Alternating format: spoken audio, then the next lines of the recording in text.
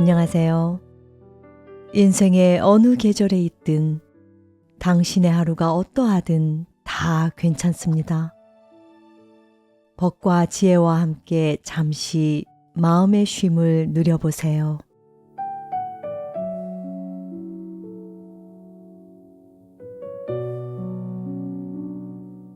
그 말이 아직도 귀에 맴돌아. 오랜 친구가 말했습니다. 며칠 전 딸에게 들은 서운한 말이 잊히지 않는다고 했습니다. 별것 아닌 것 같은 한마디였는데 자꾸 생각이 난다고. 그 친구 얼굴을 보면서 나도 모르게 고개를 끄덕였습니다.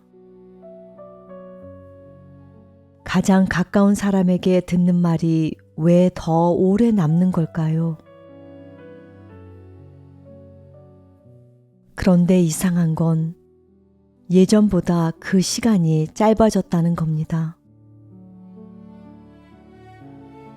젊을 때는 서운한 말 하나가 몇 주씩 가기도 했는데 요즘은 며칠이 지나면 어느새 흘러가 있습니다.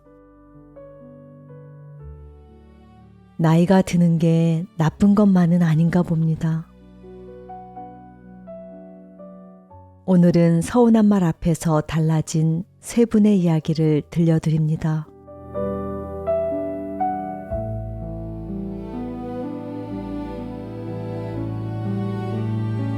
옥자 씨 이야기. 옥자 씨는 68입니다. 남편이 은퇴하면서 온종일 붙어있는 시간이 늘었습니다. 처음엔 괜찮았습니다.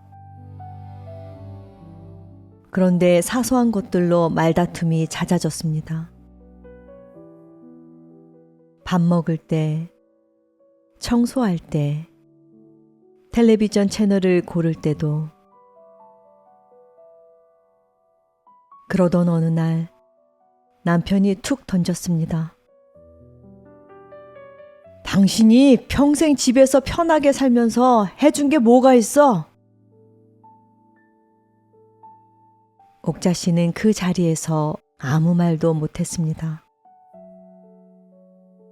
가슴 어딘가가 쿵 내려앉았습니다.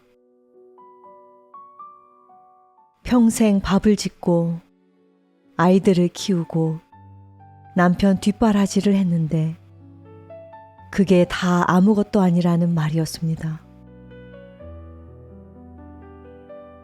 예전이었다면 며칠이고 말을 안 했거나 서랍에 넣어둔 이혼 서류를 찾아봤을지도 모릅니다. 그런데 옥자 씨는 그날 저녁 조용히 가방을 꾸렸습니다. 남편한테 싸우러 간 게 아니라 며칠간 혼자 여행을 떠났습니다. 친구들은 걱정이 됐습니다. 옥자야, 괜찮아? 드디어 갈라서는 거야? 옥자 씨는 웃으며 말했습니다. 아니, 그냥 나 좀 쉬러 가는 거야. 바닷가에 혼자 앉아 파도를 보며 멍하니 앉아 있다 보니 이런 생각이 들었습니다. 저 사람도 힘들었겠지. 평생 바깥에서 치이다가 집에 돌아왔는데 뭘 해야 할지 모르니까. 저 사람도 저 사람 나름의 답답함이 있었겠지. 그렇다고 그 말이 옳았던 건 아니지만 그 말 때문에 내가 나를 작게 볼 필요는 없지. 서운한 마음이 사라진 건 아니었습니다. 그런데 그 말이 나의 가치를 결정하지 않는다는 걸 알았습니다. 집에 돌아온 옥자 씨는 남편 앞에 조용히 앉았습니다. 당신 말이 맞아요. 나 평생 집에서 편하게 살았으니 이제 당신도 집에서 편하게 쉬어요. 난 내 인생 살러 나갑니다. 남편이 당황했습니다. 갑자기 무슨 소리야? 옥자 씨는 웃으며 가방을 들었습니다. 오래 다니고 싶었던 수채화 모임에 등록했고 오랫동안 연락 못했던 친구들을 만났습니다. 당황한 건 오히려 남편이었습니다. 큰 소리를 쳤는데 아내가 무너지지 않자 남편 쪽에서 먼저 조심해지기 시작했습니다. 옥자 씨는 깨달았습니다. 서운한 말은 그 사람의 서툰 감정의 표현일 뿐 내 삶의 가치를 결정하지 못한다는 것을. 그리고 그 서운함을 자신의 새로운 출발로 바꿀 수 있다는 것을. 이제 옥자 씨는 자신을 미루지 않는 삶이 주는 작은 즐거움을 누리고 있습니다.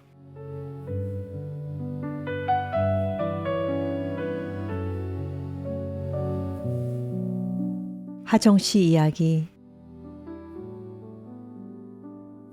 하정 씨는 65입니다. 딸이 결혼할 때 평생 모은 돈을 보태고 살던 집도 줄였습니다. 전부 딸 부부의 전세 자금을 위해서였습니다. 이제 딸이 자주 오겠지. 고마워하겠지. 그 마음으로 내어줬습니다. 그런데 딸의 발길은 생각보다 뜸했습니다. 이상하다 싶었지만 바쁘겠지 생각하며 기다렸습니다. 그러던 어느 날 딸이 사위와 통화하는 소리가 들렸습니다. 엄마가 돈 좀 보태줬다고 자꾸 간섭하려드니까 솔직히 피곤해. 괜히 받았나 싶을 정도야. 하정 씨는 그 자리에서 몸이 굳었고 심장이 쿵 내려앉았습니다. 평생 모은 돈을 털어서 줬는데 그날 밤 하정 씨는 한숨도 못 잤습니다. 돈을 돌려달라고 할까? 이렇게 사는 게 맞나? 이런저런 생각을 하니 눈물이 밤새 났습니다. 주변 친구들도 분노했습니다. 자식 키워봐야 아무 소용없어. 며칠이 지난 뒤 하정 씨는 딸을 불렀는데 화를 내러 부른 게 아니었습니다. 딸이 왔고 하정 씨가 조용히 말했습니다. 너희 결혼할 때 준 돈은 빌려준 게 아니라 선물로 준 거야. 아까워하지 않아. 다만 내 노후는 내가 책임질 테니 너희도 내 삶에 신경 쓰지 마라. 딸이 당황했습니다. 엄마, 무슨 말이야? 그냥 엄마도 엄마 인생 살겠다는 거야. 너희는 너희 인생 살아. 하정 씨는 그날부터 자신을 위한 노후 설계를 시작했습니다. 건강 관리에 돈을 쓰고 연금도 다시 살펴봤습니다. 엄마가 매달리거나 원망할 줄 알았던 딸은 오히려 당당한 엄마의 모습에 미안함을 느꼈습니다. 발길이 조금씩 잦아졌습니다. 이번엔 눈치가 아니라 진심으로 오는 발걸음이었습니다. 하정 씨는 이제 딸에게 기대를 내려놓은 자리에 자신을 위한 시간을 채워넣고 있습니다. 자식 때문에 울고 상처 때문에 잠 못 이루는 날이 예전보다 훨씬 줄었습니다. 이제야 비로소 하정 씨는 자식 걱정 대신 자신의 하루를 돌보며 조금씩 편안한 마음을 누리고 있습니다.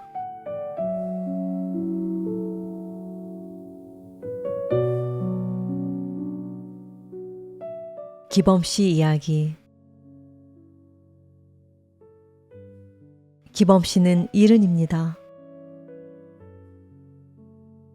평생 직장에서 인정받으며 살았습니다. 은퇴 후 젊은 직원들과 함께하는 동호회에 나갔습니다. 오랜만에 사람들 속에 섞여보고 싶었는데 식당에 들어서자마자 문제가 생겼습니다. 키오스크였습니다. 화면을 이리저리 눌러봤지만 익숙하지 않았습니다. 뒤에 젊은 회원이 서 있었는데 기다리다 못한 그 젊은이가 한숨을 쉬며 말했습니다. 어르신, 잘 모르시면 그냥 뒤로 물러서 계세요. 저희가 할게요. 순간 주위 시선이 집중되었고 기범 씨 얼굴이 화끈거렸습니다. 무시당했다는 느낌이 확 올라왔는데 예전이었다면 언성을 높였을 겁니다. 어디다 대고 무례하게 말하는 거냐? 라고. 아니면 조용히 자리를 박차고 나와 다시는 이런 모임에 나오지 않았을 겁니다. 그런데 기범 씨는 그 순간 허허 웃으며 말했습니다. 허허, 미안하네. 내가 기계 앞에서는 영 까막눈이라서 대신 오늘 밥값은 내가 멋지게 낼 테니 주문하는 법 좀 제대로 가르쳐 주겠나? 순간 팽팽했던 공기가 스르르 풀렸습니다. 핀잔을 줬던 젊은이가 머쓱해하며 정중하게 사과했고 친절하게 사용법을 알려줬습니다. 기범 씨는 그날 키오스크 사용법을 배웠고 그 모임에서 가장 멋진 어른으로 기억됐습니다. 집에 돌아오는 길에 기범 씨는 혼자 웃었습니다. 그 친구도 별 생각 없이 한 말이었겠지. 서운한 감정은 이미 저만치 사라지고 없었습니다. 예전 같았으면 그 말이 며칠은 갔을 텐데. 기범 씨는 이제 압니다. 자존심의 무게를 줄이면 마음이 그만큼 가벼워진다는 것을. 나이가 들수록 자존심은 조금 내려놓고 웃음은 조금 더 늘리는 것이 행복에 가까운 길이라는 것을 알게 되었습니다.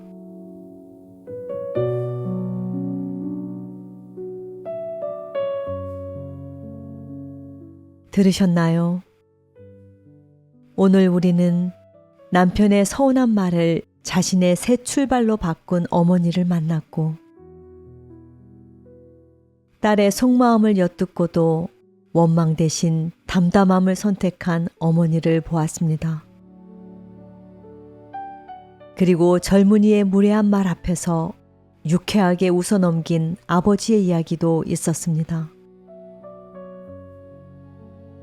세 분 모두 서운하지 않았던 게 아니었습니다. 충분히 아팠고 충분히 억울했습니다.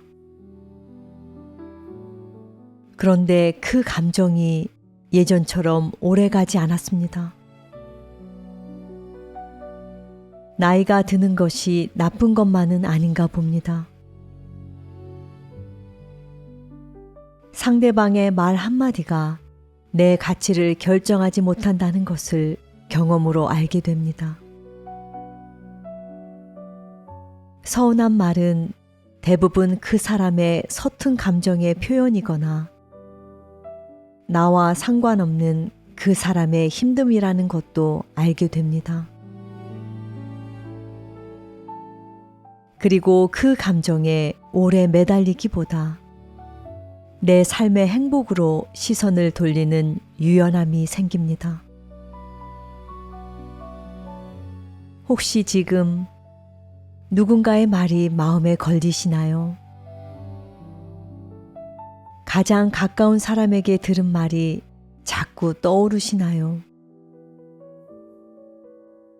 너무 오래 붙잡고 계시지 않아도 됩니다. 그 말이 당신의 전부가 아닙니다. 그리고 그 서운함이 점점 오래가지 않게 된다면 그것은 당신이 조금 더 자유로워지고 있다는 뜻입니다. 나이 들수록 좋은 것도 있습니다. 서운함에 덜 흔들리는 마음이 그 중 하나인지도 모르겠습니다.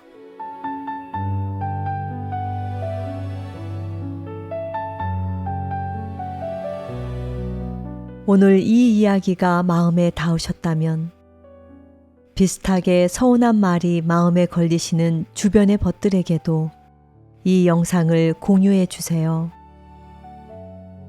여러분의 공유 한 번이 누군가에게는 마음을 조금 더 가볍게 해주는 작은 위로가 됩니다.